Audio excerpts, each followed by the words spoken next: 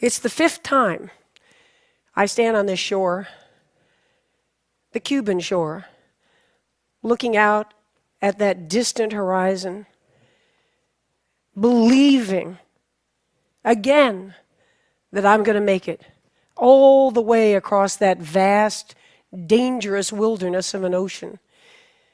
Not only have I tried 4 times, but the greatest swimmers in the world have been trying since 1950, and it's still never been done. The team is proud of our 4 attempts. It's an expedition of some 30 people. Bonnie is my best friend and head handler, who somehow summons will, that last drop of will within me when I think it's gone, after many, many hours and days out there. The shark experts are the best in the world, large predators below. The box jellyfish, the deadliest venom in all of the ocean, is in these waters, and I have come close to dying from them on a previous attempt. The conditions themselves, besides the sheer distance of over 100 miles in the open ocean, currents and whirling eddies, and the Gulf Stream itself, the most unpredictable of all of the planet Earth. And by the way, it's amusing to me that journalists and people, before these attempts often, ask me, well, are you going to go with any boats or any people or anything? And I'm thinking, what are they imagining? That I'll just sort of do some celestial navigation and, carry a Bowie knife in my mouth, and I'll hunt fish and skin them alive and, eat them, and maybe drag a desalination plant behind me for fresh water. Yes, I have a team. And the team is expert. And the team is courageous and brimming with innovation and scientific discovery, as is true with any major expedition on the planet. And we've been on a journey. And the debate has raged, hasn't it, since the Greeks, of isn't it what it's all about? Isn't life about the journey, not really the destination? And here we've been on this journey, and the truth is it's been thrilling. We haven't reached that other shore, and still, our sense of pride and commitment, unwavering commitment. When I turned 60, the dream was still alive from having tried this in my 20s and dreamed it and imagined it. The most famous body of water on the earth today, I imagine, Cuba to Florida. And it was deep in my soul. And when I turned 60, it wasn't so much about the athletic accomplishment. It wasn't the sort of ego of, I want to be the first. That's always there, and it's undeniable. But it was deeper. It was, how much life is there left? Let's face it, we're all on a one-way street, aren't we? And what are we going to do? What are we going to do as we go forward to have no regrets looking back? And all this past year in training, I had that Teddy Roosevelt quote, to paraphrase it, floating around in my brain, and it says, you go ahead.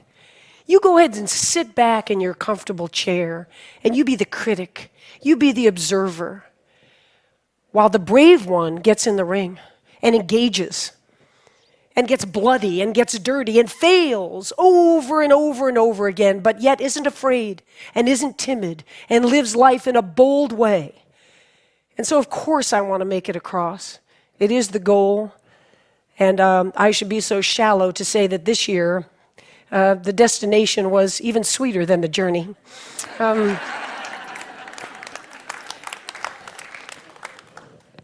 But the journey itself was worthwhile taking.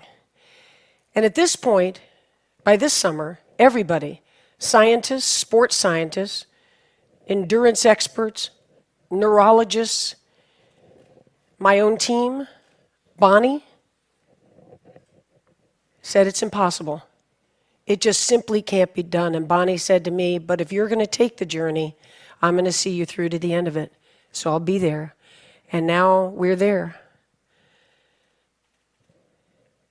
And as we're looking out, kind of a surreal moment before the first stroke, standing on the rocks at Marina Hemingway, the Cuban flag is flying above, all my teams out in their boats, hands up in the air. We're here.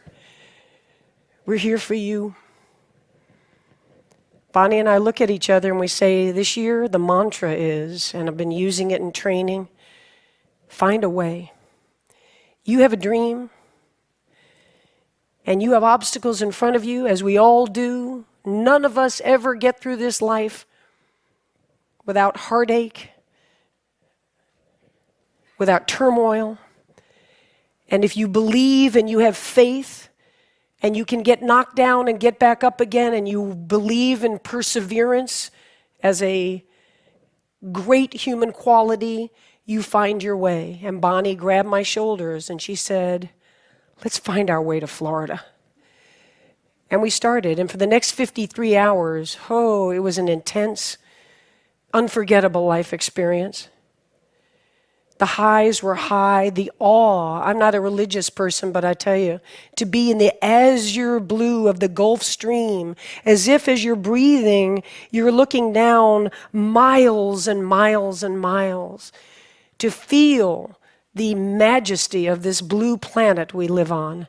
It's awe-inspiring. I have a playlist of about 85 songs, and especially in the middle of the night. And that night, because we use no lights, lights attract jellyfish, lights attract sharks, lights attract bait fish that attract sharks. So we go in the pitch black of the night. You've never seen black, this black. You can't see the front of your hand, and the people on the boat, Bonnie and my team on the boat, they just hear the slapping of the arms, and they know where I am because there's no visual at all. And I'm out there kind of tripping out on my little playlist.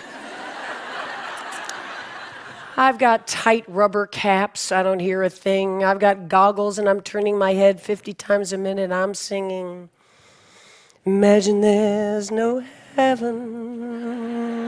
Do-do-do-do-do. It's easy if you try. Do-do-do-do. And I could sing that song 1,000 times in a row. Now there's a talent unto itself. And each time I get done with, ooh, you may say I'm a dreamer, but I'm not the only one. 222. Imagine there's no heaven. And when I get to the end of 1,000 of John Lennon's Imagine, I have swum 9 hours and 45 minutes. Exactly. And then there are the crises. Of course there are. And the vomiting starts, the seawater, you're not well, you're wearing a jellyfish mask for the ultimate protection. It's difficult to swim in, it's causing abrasions on the inside of the mouth, but the tentacles can't get you. And the hypothermia sets in. The water's 85 degrees, and yet you're losing weight and using calories. And as you come over toward the side of the boat, not allowed to touch it, not allowed to get out, but Bonnie and her team hands me nutrition and asks me what I'm doing, how am I all right? I am seeing the Taj Mahal over here. I'm in a very different state. And I'm thinking, wow, I never thought I'd be running into the Taj Mahal out here. It's gorgeous. I mean, how long did it take them to build that? It's just so, woo. And then we kind of have a cardinal rule that I'm never told really how far it is, because we don't know how far it is. What's going to happen to you between this point and that point? What's going to happen to the weather and the currents? And God forbid you're stung when you don't think you could be stung in all this armor. And Bonnie made a decision coming into that third morning that I was suffering and I was hanging on by a thread. And she said, come here. And I came close to the boat, and she said, look out there. And I saw light, because the day's easier than the night, and I thought we were coming into day. And I saw a stream of white light along the horizon. And I said, it's going to be morning soon. She said, no, those are the lights of Key West. It was 15 more hours, which for most swimmers would be a long time.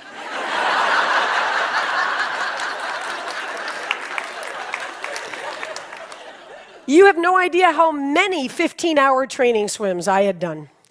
So here we go, and I somehow, without a decision, went into no counting of strokes and no singing and no quoting Stephen Hawking and the, parameters of the universe. I just went into thinking about this dream and why and how. And as I said, when I turned 60, it wasn't about that concrete, can you do it? That's the everyday machinations. That's the discipline, and it's the preparation, and there's a pride in that. But I decided to think as I went along about, the phrase usually is reaching for the stars, and in my case, it's reaching for the horizon. And when you reach for the horizon, as I've proven, you may not get there, but what a tremendous build of character and spirit that you lay down. What a foundation you lay down in reaching for those horizons. And now the shore is coming. And there's just a little part of me that's sad. The epic journey is going to be over. So many people come up to me now and say, "What's next?" We love that. That little tracker that was on the computer, when are you going to do the next one? We just can't wait to follow the next one. Well, they were just there for 53 hours. And I was there for years. And so there won't be another epic journey in the ocean, but the point is, and the point was, that every day of our lives is epic. And I'll tell you, when I walked up onto that beach, staggered up onto that beach, and I had, so many times in a very puffed up ego way, rehearsed what I would say on the beach. When Bonnie thought that the back of my throat was swelling up, and she brought the medical team over to our boat to say, that she's really beginning to have trouble breathing. Another 12, 24 hours in the salt water, the whole thing. And I just thought in my hallucinatory moment that I heard the word tracheotomy. And Bonnie said to the doctor, "I'm not worried about her not breathing. If she can't talk when she gets to the shore, she's going to be pissed off."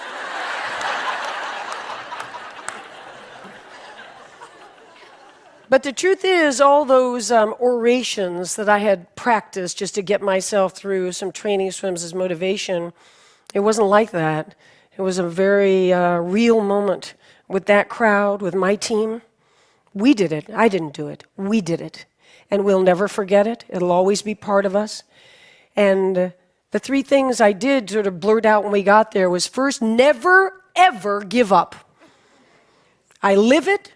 What's the phrase from today from Socrates?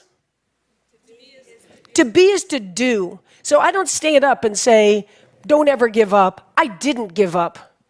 There was action behind these words. The second is, you can chase your dreams at any age. You're never too old. 64, that no one at any age, any gender could ever do, has done it, and has no doubt in my mind that I am at the prime of my life today. Yeah.